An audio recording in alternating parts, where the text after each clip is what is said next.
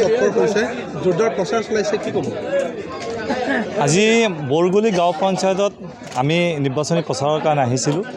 ৰাইজৰ যি স্বতঃস্ফূৰ্ত সঁহাৰি, এই সঁহাৰিয়ে প্ৰমাণ কৰি দিছে যে আগন্তুক গাঁও পঞ্চায়তৰ নিৰ্বাচনত বৰগুলি গাঁও পঞ্চায়তৰ পৰা আমাৰ আঞ্চলিক সদস্য পদৰ প্ৰাৰ্থী, জিলা পৰিষদৰ প্ৰাৰ্থী আৰু কংগ্ৰেছ দলৰ সমৰ্থিত 10টা ৱাৰ্ডৰ 10জন ৱাৰ্ড সদস্যই বিপুল ভোটত জয়যুক্ত হ'ব।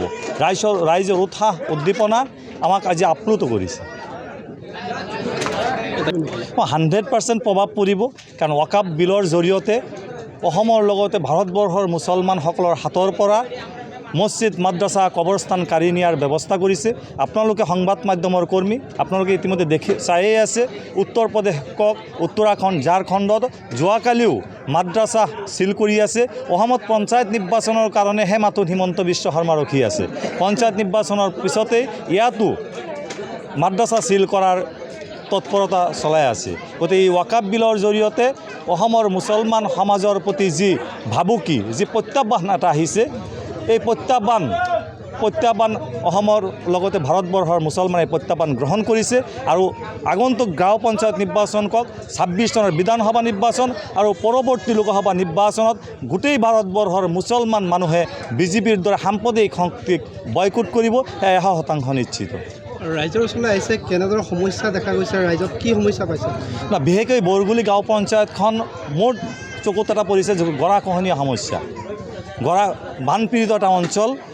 বিগত দিনত চাওক, সৰ্বানন্দ সোণোৱাল ডাঙৰীয়া মুখ্যমন্ত্ৰী আছিলে, এতিয়া হিমন্ত বিশ্ব শৰ্মা ডাঙৰীয়া। এই বৰগুলি গাঁও পঞ্চায়তত উন্নয়ন বুলিবলৈ, ৰাজ্য চৰকাৰৰ উন্নয়ন বুলিবলৈ একোৱেই নাই। গতিকে মই আশা কৰিম বৰগুলি গাঁও পঞ্চায়তৰ ৰাইজে যদি আমাক কংগ্ৰেছ দলৰ পৰা আগন্তুক গাঁও পঞ্চায়তৰ নিৰ্বাচনত কংগ্ৰেছ দলৰ প্ৰাৰ্থীক জয়যুক্ত কৰে। ইয়াত আমাৰ বিধায়ক ডাঙৰীয়া আছে। আমি সকলোৱে মিলি এই পিছপৰা বৰগুলি অঞ্চলৰ ভিতৰুৱা গাঁওবিলাকৰ, চুবুৰীবিলাকৰ ৰাস্তা ঘাট আদিকে কৰি আমি উন্নয়নৰ চিন্তা কৰিম, যাতে আঁচনিবিলাক, পঞ্চায়তৰ আঁচনিবিলাক যাতে প্ৰকৃত হিতাধিকাৰীয়ে পায়, তাৰ প্ৰতি আমি লক্ষ্য ৰাখিম। আৰু আমাৰ অভিভাৱক, আমি চিনচিয়াৰ মানুহ, কংগ্ৰেছ দলৰ কৰ্মীয়ে হ'ল আপোনাৰ চিনচিয়াৰ। গতিকে আমি ইয়াত সম্পূৰ্ণৰূপে ৰাইজৰ লগত মত বিনিময়ৰ মাধ্যমেৰে যদি আমি আঁচনিবিলাক ৰূপায়ণ কৰোঁ, তেতিয়াহে প্ৰকৃত হিতাধিকাৰীয়ে পাব। আমি ৰাইজৰ মতামতৰ ভিত্তিত আমি হিতাধিকাৰী নিৰ্বাচন কৰি প্ৰকৃত হিতাধিকাৰীক পঞ্চায়ত আঁচনি পোৱাই দিয়াৰ আমি ব্যৱস্থা কৰিম ইনশাআল্লাহ। আপোনাৰ প্ৰতিদ্বন্দ্বী কোন হ'ব বুলি ভাবে? ইয়াত চাওক, মাহিৰীপাৰ বৰগুলি জিলা পৰিষদত বিজেপি, AGP, UDF ফেক্টৰেই নহয়। বিজেপি, AGP, UDFৰ প্ৰশ্নই নাহে। মোৰ প্ৰতিদ্বন্দ্বী যেহেতু নিৰ্বাচন, প্ৰতিদ্বন্দ্বিতা এজনে আগবঢ়াইছে, সেয়া ক'বই লাগিব। যদিও প্ৰকৃত প্ৰতিদ্বন্দ্বিতা ইয়াত নহয়, মানে কণ্টেষ্টেই নহ'ব। ৰাইজে বিপুলভাৱে কংগ্ৰেছৰ প্ৰাৰ্থীসকলক আপোনাৰ সঁহাৰি জনাইছে, সমৰ্থন জনাইছে। ইয়াত জিলা পৰিষদৰ প্ৰাৰ্থী হিচাপে মোৰ বিপুল ভোটত জয়যুক্ত হ'ব। আৰু মই আল্লাহৰ ওপৰত তাৱাক্কাল কৰি, আল্লাহৰ ওপৰত ভৰসা ৰাখি আজি কৈ আছোঁ যে 10,000 ভোট নাপায়, 10,000 বহুত তলত থাকিব মোৰ বিৰোধী প্ৰাৰ্থী AGP দলৰ প্ৰাৰ্থীজন। আজি আমাৰ ৰূপহীহাট সমষ্টিৰ ভিতৰত মাননীয় আমাৰ বিধায়ক নুৰুল হুদা চাহাবৰ নেতৃত্বত আমাৰ 2টা ব্লক আছে, জুৰিয়া ব্লক, বগুড়াগুৰি ব্লক। জুৰিয়া ব্লকত 2টা জিলা পৰিষদ আছে, আমাৰ বগুড়াগুৰি ব্লকত 2টা জিলা পৰিষদ আছে।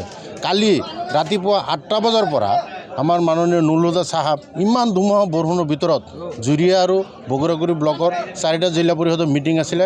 ৰাতিপুৱা 8টাতে আছিলে আমাৰ বৰগুলি মাহিৰীপাৰ যিটো জিলা পৰিষদৰ মিটিং, তাৰ প্ৰাৰ্থী হৈছে আমাৰ মাননীয় মুস্কুৰ হুছেইন ডাঙৰীয়া। এই ধুমুহাৰ ভিতৰত আমাৰ কংগ্ৰেছী কৰ্মীসকলে ধুমুহা নেওচি ইমান মানুহ সমাগত হৈছে, আমি নিশ্চিত হৈছোঁ মুস্কুৰ ৰহমান ডাঙৰীয়া যে বিপুল ভোটত আমাৰ জিলা পৰিষদৰ জয়ী হ'ব, এইটো আমি নিশ্চিত। আৰু জুৰিয়া ব্লকত পিছত আমি 10টা বজাত মিটিং কৰিছোঁ। জুৰিয়া জিলা পৰিষদৰ প্ৰাৰ্থী যিজনী আছে, তাইৰো বহুত বিপুল সমৰ্থক পাইছোঁ। মোটামুটি জিলা ৰূপহীহাট সমষ্টিৰ নুৰুল হুদা চাহাবৰ নেতৃত্বত যি 4টা জিলা পৰিষদ আছে, আমি 100% গ্যাৰাণ্টি দিব ক'ব পাৰোঁ। মই জিলা কংগ্ৰেছৰ সাধাৰণ সম্পাদক হিচাপে সমষ্টি জুৰি ঘূৰা পকা কৰি আছোঁ। 4টা জিলা পৰিষদ আমাৰ কংগ্ৰেছে জয় কৰিব।